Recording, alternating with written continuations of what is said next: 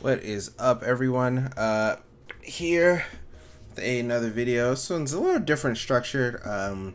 Someone in my comments in one of my videos asked if I could do like a video about like tournament mentality and what I'm thinking as I'm playing. And I saw someone else also seconded, and I do read like pretty much every single comment that people post just for different ideas and for feedback, and I appreciate everyone that does comment on my videos. I will actually have like timestamps in the description just so you can skip around and like hit the TLDR if, because I know this is like a longer video. My videos are normally shorter, so you just hit like the TLDR like toward the end, because I think that's where most of the information was. Like the first half was just analysis of myself, and then like the majority of the information you may want for the tournament mentality part would be toward the end. So this is going to be more about like tournament mentality. If you're a tournament goer, if you're thinking about going to tournaments, even if it's just like Wi-Fi tournaments or something like that. So first things first is, I believe that if you're gonna go to a tournament, whether it's your first time, whether it's you've been going for years and you're the best player in your region, you kind of have to want to go to the tournament. I know it sounds weird, but like sometimes like I don't get enough sleep, right? Like I only sleep for a few hours, and I did a poor job like eating that day, and I'm just feeling really moody. I probably shouldn't go to the event. I'm not going to play to my best standards. I'm going to get really frustrated. You know, when you're like, you don't get enough sleep, it's really hard to like regulate your moods, right? So, I think that that's like the first thing overall is like get some good sleep. Make sure you're eating well, drink a lot of water, stay hydrated, all the things that you need for like your body to be successful. And then I have a game here from this past Friday at the event that I went to where I got second. And I'll just go through it really quickly with you, and just like I'll pause every now and then and just say some things that like I'm thinking about as I'm playing. So we had already played two sets. Just context for this: we had already played two sets this tournament. In winners finals, I won 3-2, and in the first set of grand finals, ZD won 3-2. So we're 5-5, and the last we're since quarantine's been over, we've played 5 times. And the one time he won, he went Wolf. He went Fox and Wolf. Fox on, I think, Kalos, and Wolf everywhere else. And today, when I won in winners, he went a lot of Fox, and then he went Wolf after, I think, the first 2 games. And then it ended up going game 5. It was really close. So we have a lot of data on each other, right? Like when you're at least at this level, like you just know so many habits. It's all about like who's gonna call out which ones at which times the best. So this is me coming off of winning game 1 of set 2, and I kind of got smoked beforehand. So I'm just here trying to focus, just thinking about like what I did well that match. And just preparing myself for his counter pick. We played on pretty much every stage, and I knew like I felt comfortable on most stages, so I wasn't sweating it. The only thing I didn't want to do was go to FD, because I actually don't like fighting Wolf on FD. 1 second, let me change the song. So let's pause here really quickly. On Battlefield, there's a lot of areas where Wolf can maneuver using the platforms and his airspeed, and then just using laser to like kind of control where I can jump. But with that, it's really hard for Wolf to like get in if I stand under a platform. So game plan wise, I'm like, okay, well, if I can like kind of sit under a platform and maybe get some anti-airs, maybe get like some whiff punishes, maybe if he gets really impatient like and starts like rolling in after like aerials, or like spot dodging after whiffed aerials, then I can maybe get some big damage, start my advantage state from there. Because generally I like to take the game in steps. Like when I'm playing, I'm like, okay, well, let's play neutral first, because that's how the game starts, and let's try to win advantage state. But if I lose neutral, then of course I'm trying to get out of disadvantage and like learn what my opponent likes to do when I'm in disadvantage, whether I'm getting juggled or if I'm recovering or if I'm on the ledge. I'm always focused on like what the opponent likes to do at certain positions, based on like the timings that I've shown off, and then the timings that they've been covering. So we go into this, and as you can see, I'm trying to stay like in the corner under the platform, and I get grabbed, and it's no big deal. Like, I think I don't really get frustrated too much when I'm playing, because I'm just so focused on like just playing well, what's happening in the match. I don't really have time to get frustrated. But caveat, I had not gotten a lot of sleep this event. I also had not eaten that day, so I was getting a little upset. Normally doesn't happen, but I mean, it happens sometimes. Sometimes you just have off days. Like, you can't always like be the best at controlling your mood. So here, the only ways I can really kill is probably like getting an up smash, getting a ledge trap, and that's it. And there we go, I land the ledge trap, and it's all good. Now I can die to back air, and that was just poor positioning on my end. Like, I just ran straight into it. There are so many different places I could have gone during the invincibility. I like to see, like, okay, well, he likes to recover low, so I like try to keep that in mind. He likes to jump from ledge when I'm pretty far away. That was a really good laser. And it's all about like just taking these notes as you're playing. Like, I'm sure he noticed whenever he hits the back of my shield with like Nair or something, I can't really do much, so I'm like choosing like weird options. Like, I'll do jump Nair out of shield, or I'll do a roll, or just a full hop just to get away. And he's caught on to like me teching in place. Again, we've played 10 games this tournament, and I teched in place or teched away the majority of the time. So I was trying to like keep note of that, but the positions that Wolf puts you in, you don't really want to like, you don't really want to choose that. And here's something that I believe, like, this is like really big, and this may just be a me exclusive thing, but I've seen it happen a lot with players. And basically it goes, when you're like just sitting there playing, you're sitting there playing like Smash in a tournament set or doing anything, you're like really focused, things don't normally get to you, right? Like, if something happens, you probably will barely react. I notice personally with me, when I am not playing like my best or I'm not really focused, I let a lot of things get to me. So you can see here, oh wait, I'm sorry,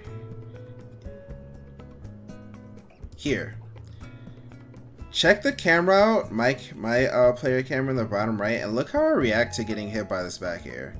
Like, why did I move so much and get so upset? And then I like lean in to like try to focus more, but you know, usually like leaning in is just a sign of like you're gonna be more aggressive, right? Or at least that's how it works for me. So I immediately come down, I'm pressing Nair. Like, that was good coverage on my end actually. I think he should be dead. Yeah. I think there was an angle he could have done, but so at this point I'm like, okay, clearly it's winnable for me. I just have to play a little better. And he'd been jumping over my grabs a lot because he noticed that when I dash back, I generally do tend to do a pivot grab. And he'd been doing a lot of short hops over him and 4 hops over them. So it's just good on his part. He's an excellent player. Obviously, like one of the best in our region. So boom, boom, boom. Boom, boom, and we're in a great spot right now. We have him on a ledge. We caught, okay, so here's another thing. I think we caught his get up twice, and I was like, okay, I doubt he's gonna roll with me standing back there. So the moment I see him move, I'm just gonna move forward. It's probably gonna be a jump. So I catch the jump, and here is a situation that I've probably done 8 million times, right? But again, when you go into like an event and you're tired, you're probably not gonna like have the best execution. So I caught the double jump, or no, I didn't catch the double jump, I'm sorry, but I like put him in a bad position, and I'm like, okay, he should die here. Catch that. So he doesn't have a jump at this point, and this is literally free. I just have to use my smash attack, right? I get to do it again, and he's so far out, all he can do is side B. Like at this point in my head, I'm like, okay, I win this game. I'm gonna go up 2-0 in the set, which is really good when you get to like a best of 5, and like if you're at the level where you can get to like best of 5s in your events, or if your events even run best of 5s. I know some do 2 out of 3s. Going up 2-0 is such a great feeling, especially when all the games have been really, really close. Because you just feel like, okay, well, if you just win one of the next 3, you're fine, right? Like, so there's like a sense of like reassurance and like a calming presence. So this is free, and I mistime it, which I had been mistiming the 2 frames on Wolf all event. If you like go back and watch like a few of my other games against like Dexter, for example, I'm landing the 2 frames left and right. This event, I miss it, and I try to like shrug it off, like not really much in my player cam, because I'm like, okay, at least I'm still in a good position. But I learned this event that Wolf's tech roll, that was a really sick combo. Wolf's tech roll is insane, and you can see me react to getting grabbed. You can see me like lean forward when I go for that dash attack, like, and I died it back. I was like thinking to myself just now, I can die to back air. And here's the thing. You can look at me in the player cam. I'm like flustered. I'm like, I can't believe I dropped that game. Like this is awful. How did this happen? Like I should be up 2-0. Whenever you have thoughts like that, like I should have beat this dude, or like I shouldn't be in this position, like it really distracts from you playing for the rest of the set, because you're always thinking about like all the things that went wrong. Like look how far back I'm leaned. Like I'm putting my head down. Like the set's not even over, but I'm acting like it's over, right? Like there's 3 more games potentially, but I'm acting like that was the end. Like now it's done. Like I can't win without that. So like I guess like 3 of the biggest things that I'm really looking for, like when I'm gonna go to a tournament, first things first, I gotta make sure I want to be there. Like if I don't want to be there, why am I there? Like I'm gonna play like I don't want to be there. I'm gonna act like I don't want to be there. Like no matter how much I try to force myself to want to be there and like play my best, like on the subconscious level, it's just not gonna happen, right? Second thing is really just staying like calm and focused. Just like thinking about your opponent options, like what they're catching on to when you're choosing your options. Just really like taking your time and not just like throwing out what you feel is right or what you want to do. If you had a game plan going into a match, just like readjusting the game plan constantly based on like what the opponent can and can't deal with of your game plan. And I think that's like one really, really important thing, because I think like on the lower levels of play, once like, for example, I think this is why a lot of people hate camping, right? Most people, when you pick up a fighter game, you want to fight, you want to have some fun, like this is enjoyable, woo! And then you run into like a Young Link or a Min Min or whatever, a Pac-Man, Samus, and they're sitting across the stage like throwing stuff at you, and they're like rolling away, and they're like jumping away, and you're like, dude, this person doesn't even want to interact with me. So they don't have like a secondary game plan to deal with people who do play like that, or characters that play like that. And I mean, it even applies like when characters don't have like projectiles and stuff. Like I've seen people get really upset when like someone's playing like Roy, for example, and someone's playing Sonic. Like Sonic's taking his time, being really meticulous and picking their spots, and Roy's just like, I want to go in and like, because that's what Roy does. But Roy doesn't have to do that. That's just how like most people see Roy. So definitely like just try your best to stay focused and like focus on your game plan and like adapting your game plan when you can. And then the last thing is like, if things do go poorly, don't take it as like you can't win, like I'm playing bad, like, because it's kind of disrespectful to your opponent as well. Like, you're playing someone and like they also have a brain and they also have a skill level, and like you may believe that you're better than them, and you could very well be, or you could very well not be. And just like saying like, oh, I played bad, like, it's like, dude, like maybe they just played well, and like they put you in uncomfortable positions that made you feel like you were playing bad, but really they were just playing well. And I think that just detracts from growth as like a player. Whereas if you're taking it in strides and like, okay, this is what's happening, how can I better deal with this? And if you don't know how to deal with it, then you take it as like a learning opportunity. Like, oh, okay, well, I didn't have answers to this, and it wasn't that I was playing bad. I just didn't know what I should do. So let me learn what I should do. Like that's better. Like going into a tournament, because not like only one person can win a tournament, right? So like if you go to like a major and there's 2,000 entrants or whatever, like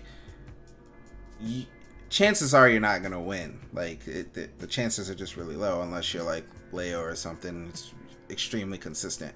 So like even local level, like even if there's like 50 people or something like that, only one person can win. So when you're like losing, don't take it as like I'm losing, I'm bad. Like it's, oh, I'm losing, what's happening, why is it happening, and what can I do to change it? And if I don't know what I can do to change it, then you think later like, oh, okay, well, I'm gonna go back and see if there was something I could do, or I'll go ask someone. Like even if like you lose a set and you really had an issue with something, you could just go, oh, hey, I really noticed that when I was on the ledge and you were doing short hop nair as wolf to cover my ledge get up, I felt really uncomfortable. Is there anything I can do in that situation, right?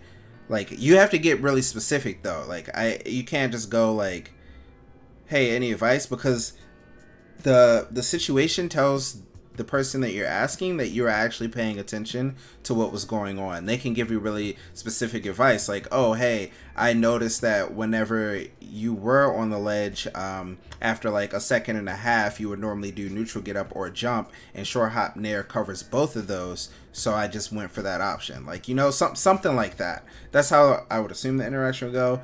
With like better players, that's normally how it goes. But I guess thinking back on it now, I probably should have done this in the sense of like as a newer player and as a better player, and I kind of only did it as like a better player, so I do apologize. If you've watched this far, I will definitely make another one as like, all right, anyway, a new tourney goer, I'll see like going to like your first event, how you should treat it. And I think that was my intention going into it, and then it just turned into like a VOD review analysis type thing. But yeah, so that's gonna be it. I don't think I have anything else. And if you did, again, watch this far, thanks for watching.